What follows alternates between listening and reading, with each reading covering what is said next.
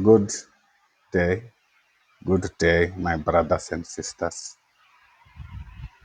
I'm following up on the story of Hannah. Hannah was a good woman. Hannah knew that God will answer her. Hannah knew God does not do favoritism. Hannah knew that Penina having the children is not the end of his life. God can still give him children at the right time and the right children, and the children who will honor God. That is what Hannah was having in her mind. It didn't matter what was happening in the family, it didn't matter how much love she was getting from Elikanas, but she always felt, I deserve a child, and a child who will not be mine, but a child who will be a children of God, a child who will serve God, the disciple of Jesus Christ, the servant of Jesus Christ, the man who will serve God the rest of his life. Hannah didn't want an ordinary child. Penina had ordinary children, a lot of them, and they were enjoying the food. Because whatever my brother Elikan brought home, she makes sure that Penina has got enough food. This is what has happened. They were going up and down. They were going to church once a year. And they will go and they will offer sacrifice, take the meat, and give it to the family members to eat. But this man, Elikana, he loved his wife. He loved her in such a way that when he gave her the portion of food, he will always include an additional portion, as if Hannah has got a child. But your Penina will make fun of it. He will make sure that Hannah will not even eat that food. She will be taunting her because she has children. So year after year, year after year, year after year, when they go to church, it was time for Penina to taunt Hannah. Hanna will cry. He will cry to Elikana, why are you not eating? Maybe down just because you don't have children. Why be downhearted just because you don't have children? You have me. Is it not that better than having 10 sons? Sons that have got nothing to do with God. This is the reason why Hannah took a decision to say, I am going to the church myself. I'm going to talk to God myself. There is no way that somebody will stop me. The following morning, I'm going to church. So 1 Samuel 1, verse 19. Once after a sacrificial meal at Shiloh, Hannah got up, went to pray. Early the priest was sitting at his customary place beside the entrance to the tabernacle. Hannah was deep in anguish, crying bitterly as she prayed to the Lord. She made this vow, O Lord of heaven's armies, if you will look upon my sorrow and answer my prayer and give me a son, then I will give him back to you. He will be yours for the entire lifetime. And as a sign, he has been dedicated to the Lord. His hair will never be cut.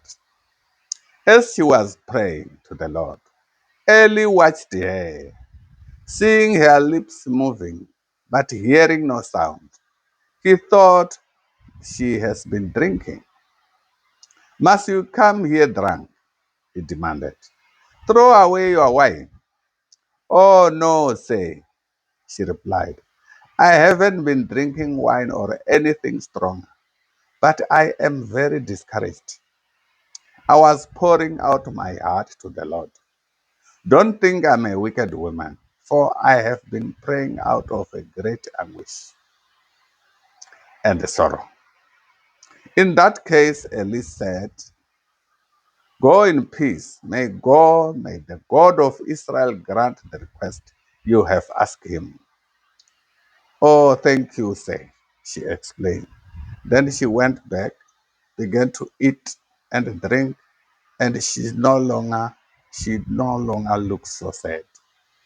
This is the situation when you trust the prayer that Jesus has mentioned. But Hannah, I think she did not know that there are these kinds of prayers. She did not know. But God told her about this prayer. God mentioned to her about this kind of a prayer. And she went out going to the church, knowing that whatever happened, whether I got the answer or I don't get the answer today, I am going to make a prayer, secret prayer, private prayer, whereby no one must know. Even what Eli must not know. Even my sister must not know. This must be a secret prayer that I will do on my own. Tomorrow morning, I'm not doing anything.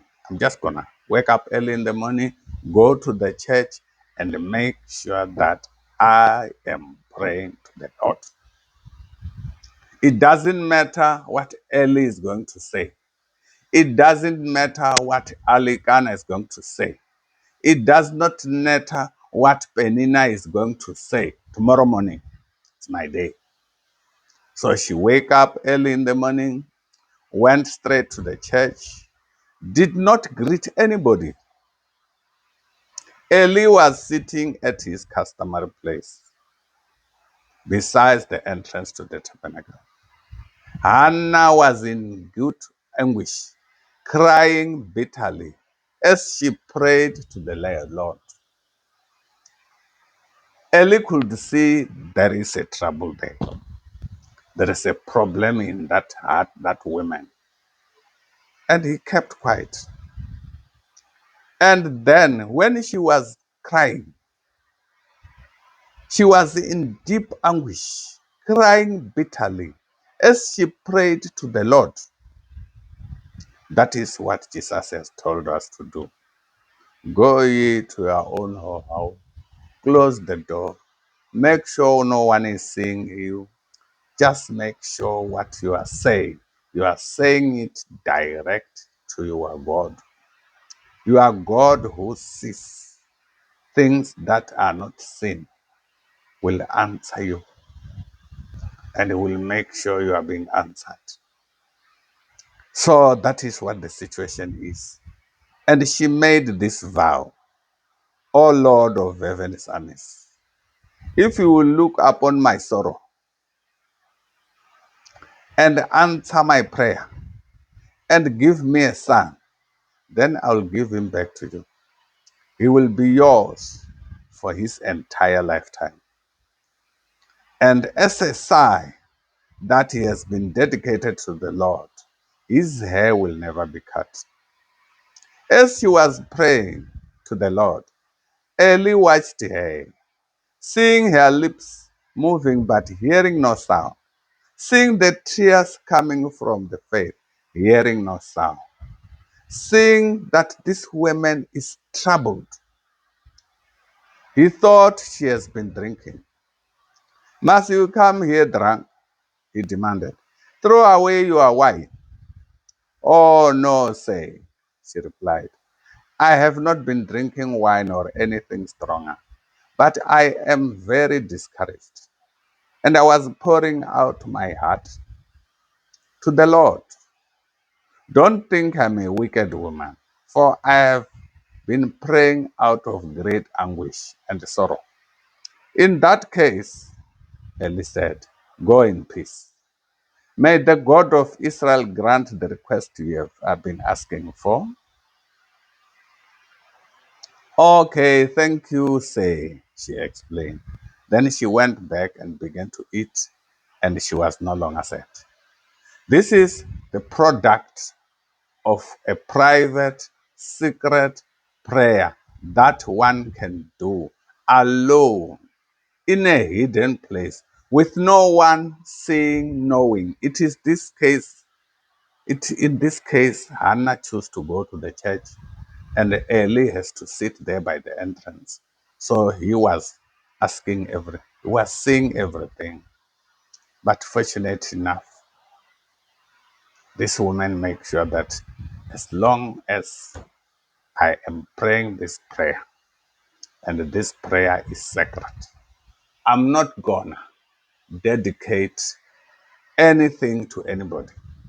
This is my own personal prayer. I was speaking to God.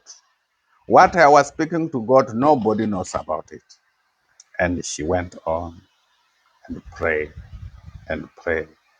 And God took over his situation. And he spoke via the mouth of Eli. In that case, Eli said, go in peace. May the God of Israel grant the request you have been asking him. Okay, thank you, say, she explained. Then she went back home. She was answered the same day by Eli, who had nothing. This is the situation where we as the Christian, we will always have the answer that we want, as long as what we have said was done in private and secret and between me and my God only. In Jesus Christ's name, amen.